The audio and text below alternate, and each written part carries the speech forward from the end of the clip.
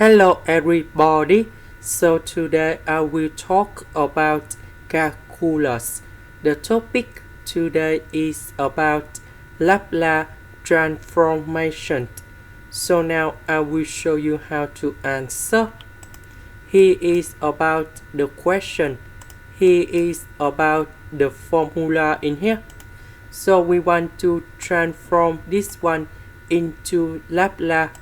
So if we look carefully about the formula in here, we have e to the power of at, but this one is about negative a. So that means when we transform in here, there should be about,